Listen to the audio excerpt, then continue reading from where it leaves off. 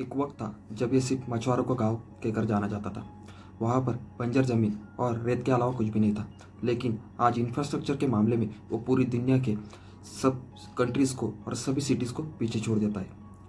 यहाँ पर बड़े बड़े 7 स्टार होटल्स, ऊंचे ऊंचे फाउंटेन्स, बड़े बड़े कैनल्स आराम से बन रहे। एक वक्त में यहाँ पर पानी की इतनी कमी थी, लेकिन आज 128 बिलियन गैलन पानी यहाँ से आराम से प्रोवाइड होता है। जहाँ पर रेत पे एक कच्चा मकान बनाना तक बहुत दूर की बात है, वहाँ पर आज दुनिया की सबसे ऊंची इमारत और इंफ्रास्ट्रक्चर से अच्छे अच्छे रोड डिज़ाइन करे जा रहे हैं। हाँ, अभी आपको पता चली हो गया कि मैं किसकी बात कर रहा हूँ। दुनिया के सबसे अमीर शहर और सबसे अमीर लोगों की कंट्री यानी कि दुबई की।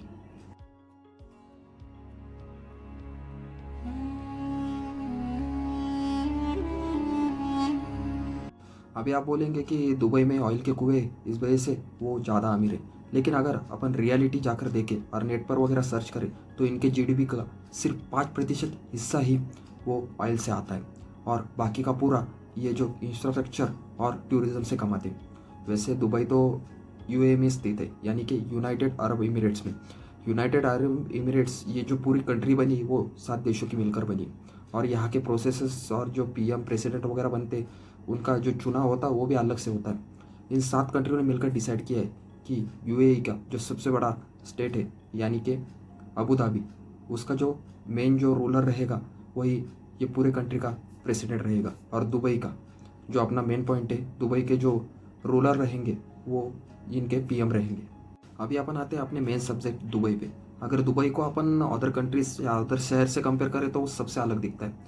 वैसे वो आज ऐसा मतलब इस मुकाम पर कैसे पहुंचा, अगर उसकी रियलिटी अपन को जाननी है तो अपन को वक्त से बहुत पीछे जाना पड़ेगा, यानी कि 1820 में। अभी आप हम बात समझो 1820 की कर रहे हैं तो तब दुबई में कुछ भी नहीं था। कुछ गिने चुने मकान ही और एकदम बंजर ज़मीन थी, और जो लोग वहाँ पर रहते थे वो मछुआरी वगैरह कर कर अपना गुजारा करते थे। लेकिन जब आगे चलकर 1833 की बात आई, तब शेख मखदूम बिन ने दुबई को अबू धाबी से अलग करके एक अलग से किंगडम बनाया। उन्हें को जो है दुबई के फाउंडर कहते थे, और आज जो दुबई में मतलब रूलर कर रहे हैं, जो सभी शेख वगैरह जो रूलिंग कर रहे हैं वो उन्हीं के खानदान से आते हैं। आगे चलकर दुबई में पर्ल बिजनेस भी बहुत ज़्यादा फेमस हुआ क्योंकि समंदर के किनारे था इस वजह से। लेकिन इससे दुबई को ज़्यादा कुछ फ़ायदा हुआ नहीं और दुबई फिर भी एक गाँव ही रहा। लेकिन दुबई की असली किस्मत चमकी सन 1958 में, जब यहाँ पर शेख राशिद बिन सईद इनका राज आया, मतलब वो वहाँ पर रूलिंग करने लगे। वो यूरोप गए तो वहाँ से इंफ्रास्ट्रक्चर जो बना था यूरोप में, क्योंकि तब के टाइम में यूरोप बहुत ज़्यादा इंफ्रास्ट्रक्चर के मामले में बहुत ही सुंदर और ज़बरदस्त शहर रहा था। उसी को देखकर उन्हें प्रेरणा मिली कि मैं भी दुबई को एक ट्रेडिंग, ट्रांसपोर्ट और फाइनेंस हब बनाऊंगा जो कि वर्ल्ड भर में पूरा फेमस होगा। दुबई एक गल्फ कंट्री जो समंदर के किनारे पे आती है। जब शेख राशिद बिन यूरोप से दुबई में लौटे तो उन्होंने देखा कि जब दुबई में शिप्स वगैरह आती थी वो सिर्फ छोटी शिप्स और छोटी नावें आती थी जो सिर्फ मछुआरी और कुछ छोटे मोटे सामान इन्हीं को लेकर आती थी। जब इन्होंने वो बात ध्यान पे ली तो उन्होंने सोचा कि अपने पोर्ट को, मतलब जो पोर्ट नहीं था उस टाइम पे वो शिपिंग हब था, अपने शिपिंग हब को थोड़ा सा बड़ा करेंगे। और उन्होंने बहुत सा पैसा जो अपने पूरे कंट्री से मिलता था और बहुत सारा लोन उठाकर उन्हें जो शिपिंग हब था उससे बड़ा किया। इससे क्या होने लगा कि जो बड़ी बड़ी शिप्स है वहाँ पर आने लगी और इससे दुबई में अच्छा खासा पैसा बनने लगा। जब वो पैसा जब दुबई में बनने लगा तो उन्होंने वो सारा पैसा अपने इंफ्रास्ट्रक्चर डेवलपमेंट और होटल्स, मॉल्स, एयरलाइंस और शॉपिंग कॉम्प्लेक्स इन्हें बनाने में लगा दी। आगे चलकर उन्हें लगा कि दुबई को अपन और ज़्यादा डेवलप करेंगे ताकि वो दुनिया भर का जो फाइनेंशियल अच्छा साहब बन सके। लेकिन इसके लिए दुबई में पैसा कम पड़ रहा था। लेकिन दुबई की किस्मत बहुत अच्छी थी जब 1966 में वहाँ पर तेल का कुआं मिला, और तेल का कुआं मिला तो बाकी जो कंट्रीज थे उन्होंने अच्छे अच्छे महल बनाए, अच्छे अच्छे घर बनाए। लेकिन शेख राशिद बिन ने ये पूरा जो तेल का पैसा था, जो जो वहाँ पर तेल मिला था वो बाकी कंट्रीज़ के कंपैरिजन में बहुत कम था, लेकिन फिर भी उन्होंने वो पूरा जो पैसा है वो अपनी इंफ्रास्ट्रक्चर डेवलपमेंट और रोड्स और बड़े बड़े होटल्स अगर बड़े बड़े जो पूरे मतलब कंट्रीज़ में जितनी डेवलपमेंटल स्ट्रक्चर बनाने में उन्होंने लगा दी। क्योंकि उन्हें पता था कि तेल है, ज़्यादा दिन टिकेगा नहीं, इसलिए उन्होंने उस समय पर एक बात कही थी जो आज तक बहुत ज़्यादा फेमस है। मेरे पिताजी और उनके भी पिताजी यानी कि उनके दादाजी ऊँट चलाते थे, मेरे पिताजी भी ऊँट चलाते थे, मैं आज मर्सिडीज चला रहा हूँ।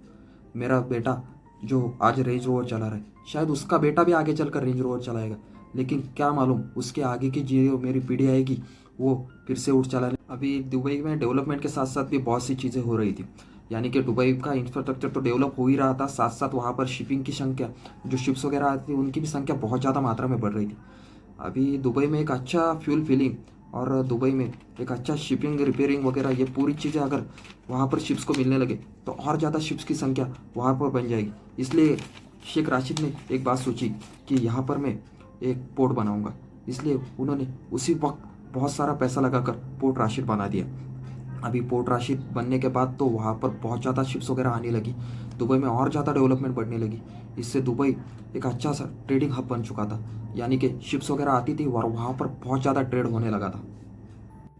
अभी पोर्ट तो बन गया, इसलिए दुबई में अच्छा खासा पैसा आने लगा, अच्छा खासा ट्रेडिंग हब जो बहुत ज़्यादा मार्केट में ग्रो कर रहा था। इसी बात को नोटिस कर कर शेख राशिद ने एक पोर्ट का निर्माण दुबई में किया, जिसका नाम था पोर्ट जबेर अली। 1978 में बना ये पोर्ट, बना तो उस वक्त में है, लेकिन मिडल ईस्ट का आज तक का सबसे बड़ा पोर्ट माना जाता है। यहाँ पर काफ़ी मात्रा में बहुत ज़्यादा आज भी ट्रेड होता है, क्योंकि ये कमर्शियल फ्री जोन है।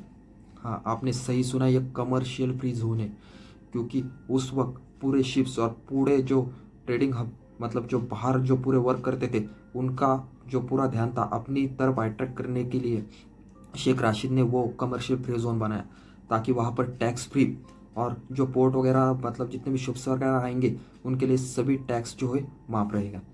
अभी अच्छा मतलब वो पोर्ट का रिस्पॉन्स तो उनके लिए वो लिया तो उन्होंने बहुत बड़ा रिस्क था, क्योंकि दोनों पोर्ट भी उनके लिए बहुत ही रिस्की थे, लेकिन फिर भी वो दुबई के लिए बहुत बड़ा और भाग्यशाली जो निर्णय था वो साबित हुआ। अभी ये मूव तो उन्होंने खेल लिया, लेकिन ये दुबई के लिए गेम चेंजर मूवमेंट था, क्योंकि जो पूरे शिप्स वगैरह था उनका जो फेवरेट जो स्पॉट बन गया था वो जेबर अली पोर्ट बन गया था। और काफ़ी सारे जो शिप्स वगैरह आए थे वहाँ पर ट्रेडिंग, एक्सपोर्ट, इंपोर्ट, ये सारा जो बिजनेस था जो पूरा वर्ल्ड का था वो दुबई में जेबर अली पोर्ट से होने लगा। इसलिए जो आज दुबई का जितना भी मतलब डेवलपमेंट वगैरह हुआ है उसके जो पूरा जो क्रेडिट जो है शेख राशिद अली बिन को जाता है। आज के वक्त पे अगर आप हम बात करें तो जो 24% उनके जीडीपी का हिस्सा है वो पूरा दुबई के इंपोर्ट, एक्सपोर्ट और शिपिंग और पोर्ट से ही आता है। अभी दूसरी चीज़ जिस पर राशिद अली जी ने बहुत ज़्यादा फोकस किया, उन्हें पता था कि ट्रेडिंग बढ़ेगी, शिप बढ़ेंगे, पोर्ट वगैरह ज़्यादा रिस्पॉन्स करेगा तो लोगों का आना तो तय है, इसलिए वहाँ पर टूरिस्ट बढ़ेगी तो उन्हें दुबई में एक बार आए तो उन्हें कंफर्टेबल फील हो और उन्हें बार बार आने का मन करे। इसलिए उन्होंने अपने होटल्स और अपने इंफ्रास्ट्रक्चर और बहुत से बिल्डिंग, बहुत से 7 स्टार होटल का निर्माण अपने दुबई में किया। दुबई में अगर अपन जाएंगे तो वहाँ पर कुछ ऐसे ऐसे होटल है जिनके स्विमिंग पूल उनके टॉप फ्लोर पर है, और इतने बड़े बड़े स्काई स्क्रैपर्स दुबई में बन चुके हैं कि उसका आपको मतलब अंदाज भी नहीं होगा। बुर्ज खलीफा जैसी बड़ी बड़ी जो दुनिया की सबसे बड़ी इमारत है वो भी दुबई में स्थित है, और दुबई की सबसे बड़ी लिफ्ट जो है बुर्ज खलीफा में पाई जाती है। अगर समझो ऐसी चीज़ें एक आधे टूरिस्ट को देखने को मिले और वो भी कम पड़े, क्योंकि एक चीज़ एक दिन में ना देखना मुश्किल हो और दुबई में वो चाहे कि और बार बार जाए, इसलिए उन्होंने वो चीज़ें पहले से ही दुबई में बना कर रखी है। और इसलिए टूरिस्ट समझो एक बार अगर दुबई में जाते तो उन्हें और बार बार जाने का मन वहाँ पर करता है। अभी शिप से लोग वगैरह तो वहाँ पर आएंगे, लेकिन आज के वक्त में अगर दुबई में समझो मैं जाना चाहूँ तो मुझे एयरलाइन थ्रू काफ़ी कंफर्टेबल पड़ेगा। इसलिए उन्हें पता था कि उस वक्त में ही उन्होंने एयरलाइन की संख्या वहाँ पर बहुत ज़्यादा बढ़ा दी, क्योंकि उन्हें पता था आगे जाकर दुबई एक टूरिज़्म हब बनेगा। इसलिए उन्होंने जो पहले सबसे बड़ा दुनिया का एयरलाइन था वो कराची में पाकिस्तान में स्थित। अभी समझो मतलब वो जब कराची में ये सारी चीज़ें हो रही थी, ये चीज़ें नोटिस होने के बाद उन्होंने क्या किया कि बहुत बड़े रनवेज वगैरह दुबई में ही बना डाले, बहुत बड़ा एयरपोर्ट भी दुबई में बनाया। लेकिन अभी खुद के कंट्रीज़ के कुछ फ्लाइट ना हो तो वो मतलब उस कंट्री के एयरपोर्ट को ज़्यादा कुछ लोग वगैरह आते नहीं, तो उन्होंने क्या किया, कराची मतलब पाकिस्तान से ही बहुत ज़्यादा एयरप्लेन्स वगैरह खरीद लिए, को भी खूब ज़्यादा पैसे देकर, और खुद की एयरलाइन चालू करना स्टार्ट कर दिया। उसके बाद क्या हुआ, सिंगापुर एयरलाइन, यूनाइटेड जो बड़ी बड़ी एयरलाइंस थी वो पूरी दुबई की तरह अट्रैक्ट होने लगी, और इतना अच्छा मतलब दुबई का डेवलपमेंट देखकर टूरिस्ट वगैरह एयरलाइन से बहुत कंफर्ट फील कर दुबई में आने लगी। ये काफ़ी चीज़ें बहुत आगे चलकर बढ़ने लगी। और दुबई में वैसे टूरिस्ट के लिए इतने ज़्यादा कुछ रेस्ट्रिक्शन वगैरह नहीं। ऐसे कहा जाता है कि दुबई जो है मतलब अपने रीजन को बहुत ज़्यादा फॉलो करता है, लेकिन टूरिस्ट के लिए ये सारी चीज़ें वो ज़्यादा मतलब लागू वगैरह नहीं करते, उनके लिए ज़्यादा रेस्ट्रिक्शन वगैरह नहीं लगाते। जो उनका जो नॉर्मल मतलब जो नॉर्मल रूल्स एंड रेगुलेशन है उतने ही टूरिस्ट लोगों को वगैरह फॉलो करनी पड़ती है। अभी समझो दुबई में आज के वक्त में अपन देखें तो टूरिज़्म से उनका लगभग 50% जीडीपी जो पूरा टूरिज़्म से आता है। और लोगों को सभी को लगता है कि उनका जो पैसा वगैरह है पूरा ऑयल से वगैरह बनना है, लेकिन उसके पीछे का अगर अपन रियलिटी देखो तो मैंने आपको सभी को बता दी।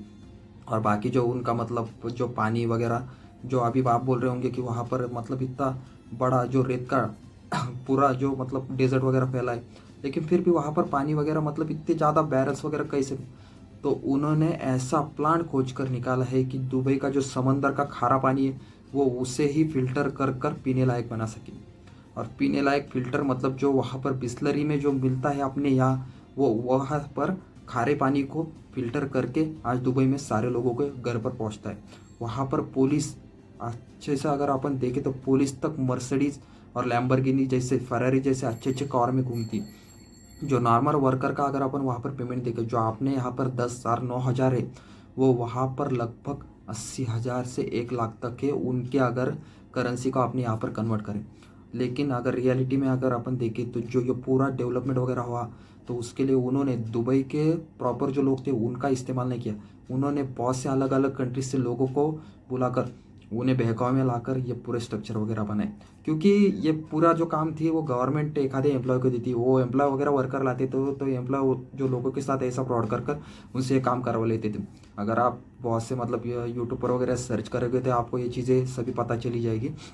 और दुबई में जो मतलब वहाँ की प्रॉपर जो महिला वगैरह उनके लिए रूल्स एंड रेगुलेशन बहुत ही स्ट्रिक्ट है। आज भी वहाँ पर मतलब औरतों को गाड़ी चलाने नहीं देते। फोर व्हीलर जो आपने यहाँ कॉमन कोई भी चला सकता है वो वहाँ पर औरतों को चलाने नहीं देते। वहाँ पर जो बुर्का वगैरह पहनना है ये स्ट्रिक्टली लेडीज़ के लिए, ये रूल्स तो स्ट्रिक्ट है। अभी दुबई आज के वक्त में सबसे बड़ा टूरिज़्म वहाँ पे। अगर आप दुबई में गए तो मुझे प्लीज़ कमेंट आउट कर बताइए कि आपको दुबई वगैरह कैसा लगा। मेरा अभी दोस्त आके गया, बोला कि बहुत ज़बरदस्त मतलब बहुत ऐसा लगता है कि अपन कहीं तो भी जन्नत में घूमने जा रहे। और बुर्ज खलीफा दुनिया की सबसे बड़ी बिल्डिंग देखने के लिए बहुत से टूरिस्ट वगैरह आज दुबई में जाती। प्लीज़ अगर वीडियो अच्छा लगे तो वीडियो को लाइक करें। चैनल मतलब समझो आपको वीडियो इन्फॉर्मेटिव लगा, आपको कैसा लगा और आपका कुछ सब्जेक्ट वगैरह हो मुझे भी कमेंट आउट कर बताया। और कहीं इन्फॉर्मेटिव वीडियो लगे तो प्लीज़ चैनल को सब्सक्राइब कीजिए एंड थैंक्स फॉर वॉचिंग।